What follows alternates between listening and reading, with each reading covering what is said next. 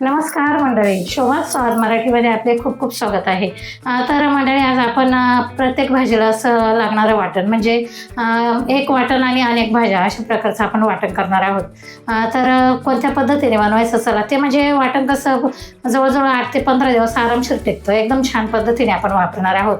एक थेंब पाणी न घालता आपण ते वाटण बनवणार आहोत. चला तर बघूया. त्यासाठी मी या 2 वाट्या सुक्या खोबऱ्याच्या घेतलेल्या आहेत. तुम्हाला पाहिजे असेल तर ओलं घेऊ शकतात.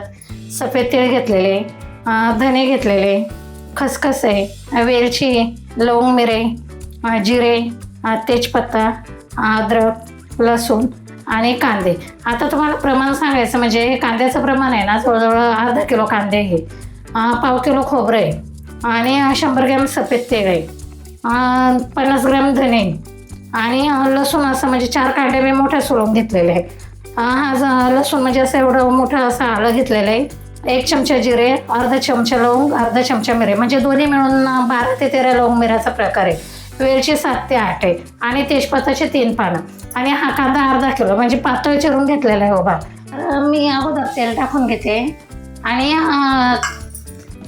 सांगायचं म्हणजे तुमच्याकडे जर लोखंडी तवा असेल ना तर त्याच्यावर भाजलेला खूप चांगला हवा मसाला, कारण आपल्याला शरीरामध्ये लोहाची कमतरता असते तेव्हा हे लोखंडी तव्यावर किंवा कढईमध्ये केलं ना, कढईत सुद्धा तुम्ही भाजू शकतात, नसेल तर पॅनमध्ये कढईमध्ये भाजू शकतात, पण असेल तर नक्कीच लोखंडी तव्याचा किंवा कढईचा वापर करा.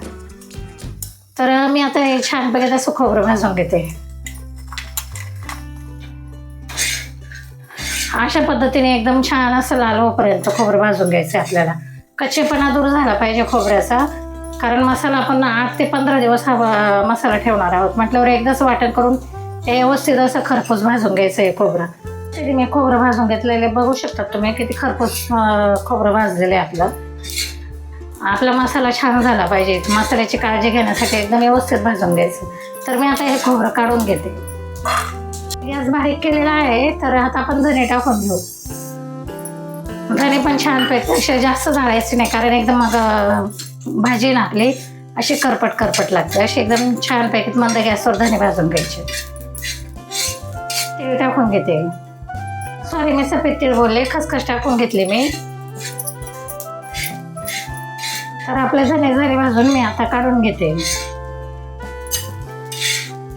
तर थोडे मी सफेद तीळ टाकून घेते भाजून. तुम्ही बघू शकता किती चटचट उडतात हे तीळ. मग तीळ उडायला लागले म्हणजे आपले तीळ चांगले भाजले. तर मी हे तीळ काढून घेते. टाकून घेते.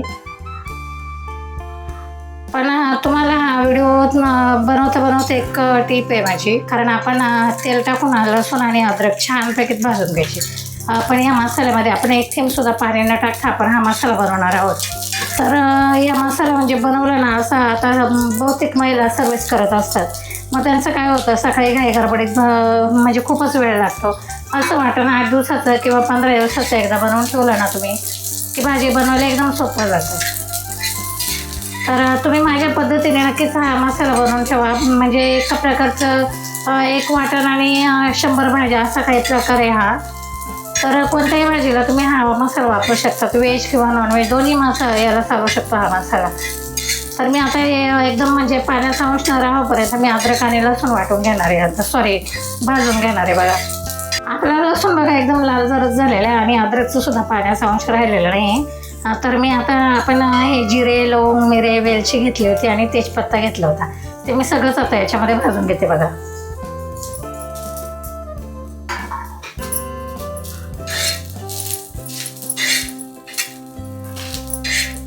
मसाला अशा पद्धतीने छान भाजून घ्यायचा, म्हणजे मसाल्याचा सुगंध पण खूप छान येतो आणि भाज्या पण खूप छान होतात आपल्या.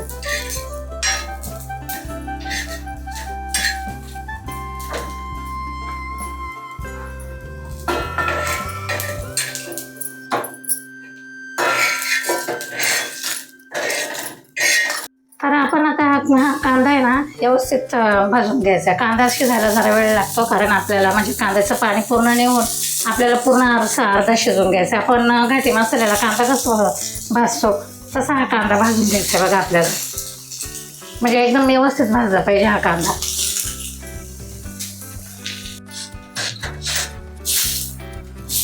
पहा बरं, कांद्याची मी अशी पाकळी मोकळी केली छानपैकी. तसा कांदा भाजून घेतलेला आहे आपला. आणि अजून थोडा वेळ भाजून घ्यायचा आहे, कारण आपल्या कांद्याला पाण्याचा अंश अजिबात राहिला नाही पाहिजे. इतका छान आपला मसाला बनवताना जर आपण मसाल्याची काळजी घेतली ना, की हा मसाला 8 दिवस काय 15 दिवस फ्रीजमध्ये एकदम छान राहू शकतो. तर एकदम व्यवस्थित भाजलेला आहे. अशा पद्धतीने कांदा मी भाजून घेतला, तुम्ही बघू शकता. तर असा एकदम म्हणजे लालसर होईपर्यंत आपला कांदा भाजला पाहिजे. थोडेसे काळे डाग पडतात पण मसाल्याचा कलर सुद्धा छान येतो. तर ह्या पद्धतीने तुम्ही सुद्धा कांदा भाजून घ्या. मी आता कांदा काढून घेते आणि थंड करून घेऊ आपण. तर आपण ना हे खोबरं आहे ना, असं आहे अगोदर आपण थोडंसं खोबरं बारीक करून घेऊ, कारण खोबऱ्याचे तुकडे राहतात मसाल्यामध्ये. असं थोडं थोडं करून ना खोबरं घ्यायचं बारीक करून. तर आपल्याला ना असं मसाला आहे ना थोडंसं चालू बंद करून वाटायचं, कारण आपल्याला पाण्याचा थेंब सुद्धा टाकायचा नाही याच्यामध्ये. त्याच्यामुळे असं थोडंसं म्हणजे चालू बंद करून असं मसाला आपण बारीक करून घेणार आहोत.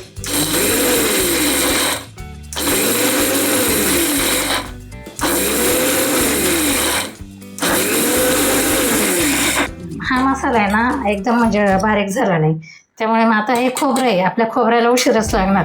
तर मी परत वाटून घेते. असं चमच्याने खालीवर करून घेतलं, वाटून घेते मी आता.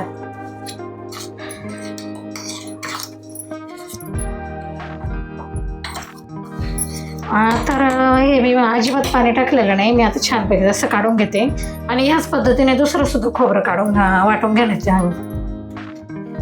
हे पहा, आता मी याच पद्धतीने असं खोबरं सगळं वाटून घेणार आहे. तर तुम्हाला दाखवते पूर्ण. आता खोबरं वाटून झालं ना की मग तुम्हाला मी दाखवते. हे आपण अद्रक, लसूण, तेजपत्ता घेतलं होतं ना भाजून, ते मी टाकून घेते याच्यामध्ये. याच्यामध्ये मी धने आणि सफेद तीळ सुद्धा टाकून घेतलेले बघा. हे सुद्धा ना आपण चालू बंद करून मिरच्या, मग आपला छोटा पोह्याचा चमचा असतो ना, त्या चमच्याने खालीवर करून असं म्हणजे व्यवस्थित वाटून घेणार आहोत.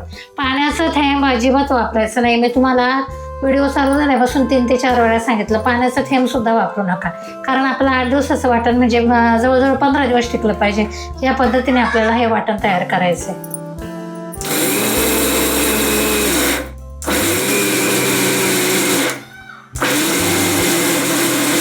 हा सुद्धा आपला एकदम धने, खसखस वगैरे वाटून घेतले होते ना, ते सुद्धा छान झालेले. सुगंध इतका छान झालेला आहे ना, म्हणजे या मसाल्याचा सुगंध इतका घरामध्ये पसरलेला आहे का असं वाटतं आता भाजी करून खावं काहीतरी. पण कांदा वाटून घेऊ. कांदा तर पटकन होतो, कारण आपल्या छान तेलामध्ये असं एकदम व्यवस्थित परतलेला आहे कांदा हा. तर मी हा कांदा सुद्धा असं, तुमच्याकडे जर मोठं भांडं असेल ना, तुम्ही एकत्र सुद्धा वाटू शकतात, कारण माझं भांड्यावरती होतं त्यामुळे मी ते भांडं काढलेलं नाही. तर मी छोट्याच भांड्यामध्ये असं आता याच पद्धतीने मी सर्व कांदा वाटून घेणार आहे. असा कांदा सुद्धा आपला बारीक झालेला आहे. पाणी एक थेंब सुद्धा न वापरता मी हा मसाला तयार केलेला आहे. कसा मसाला खराब होईल, 8 दिवस सोडून 15 दिवस मसाला वापरता येईल. आणि आपण याच्यामध्ये वस्तू इतक्या टाकलेल्या, आपण रोजच्या जेवणामध्ये म्हणजे सफेद तेल किंवा ते वापरत नाही, ते आपल्या शरीराला चांगलं असतं, पण त्या वस्तूचा आपल्याकडून वापर होत नाही. असं एकदम जर वाटण करून ठेवलं, व्यवस्थित काळजीने जर घेतलं ना, तर हा मसाला आपल्या एकदम व्यवस्थित होतो. आणि सर्वात महत्त्वाचं म्हणजे सफेद तेल, खसखस, जिरे या जे आपल्या शरीराला पौष्टिक वस्तू त्या सुद्धा आपल्या पोटामध्ये व्यवस्थित जातात. तर मी आता तुम्हाला सर्वच मसाला करून दाखवते. तर हा मसाला आहे आपला ना, सर्व केला होता. आता चमच्याने काही एकदम व्यवस्थित असं मिक्स होत नाही आपलं, त्यामुळे मी असं हातानेच करून घेणार आहे बघा. हा मसाला असं एकदम छानपैकी ते एकजीव करून घ्यायचा. तुम्हाला पाहिजे तर तुम्ही मिक्सरमध्ये पण करू शकतात, पण मग आता म्हटलं थोडाच मसाला आहे आणि सारखं कुटाण्याचं काम, त्यापेक्षा म्हटलं असंच मसाला दाखवूया आपण. हाताने असं छानपैकी मिक्स करून घ्यायचा मसाला, एकजीव झाला पाहिजे सगळीकडून. तर आता मी ना त्याच्यामध्ये मीठ टाकणार आहे थोडंसं, आणि तुम्हाला पाहिजे असेल तर मग मसाला वगैरे टाकू शकतात, मिरची पावडर, हळद पावडर. जर पाहिजे असेल तर म्हणजे तुम्हाला वाटत असेल टाकावं तर टाकू शकतात. आणि ज्यावेळेस आपण भाज्या करणार त्यावेळेस लक्षात, कारण मीठ आवर्जून टाकायचं, कारण मीठ टाकलं ना का आपला मसाला जास्त दिवस टिकतो, म्हणून मी मीठ टाकलेलं आहे. तर मी आता असं छान वाटून घेते, एकत्र करून घेते बघा. आता एकजीव करून घेऊया आपण आणि तुम्हाला दाखवतेच.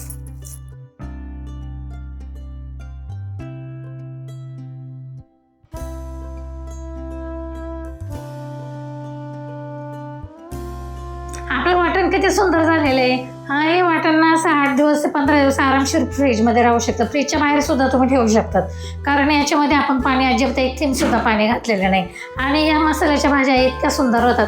म्हणजे हॉटेलमध्ये किंवा कुठेही आपण जायचं असलं ना, म्हणजे 5-6 दिवसासाठी हल्ली तर तसं काही कोण जात नाही. पण बघा कोकणामध्ये किंवा जिकडे गावाकडील भागात लाईट टिकत नाही, त्या भागांमध्ये असे मसाले जास्त वापरून म्हणजे जास्तच बनवून ठेवतात. आणि हा मसाला आपण आता हल्ली महिलासुद्धा सर्व्हिस करतात म्हटल्यावर दोन्ही घर आणि बाहेर दोन्ही सांभाळणं अवघड आहे. मग सुट्टीच्या दिवशी असं वाटण करून ठेवलं ना तरी पण चालतं. तर असं मसाल्याचं वाटण माझ्या पद्धतीने तुम्ही नक्की करा आणि लाईक करा, शेअर करा, सबस्क्राईब नक्की करा.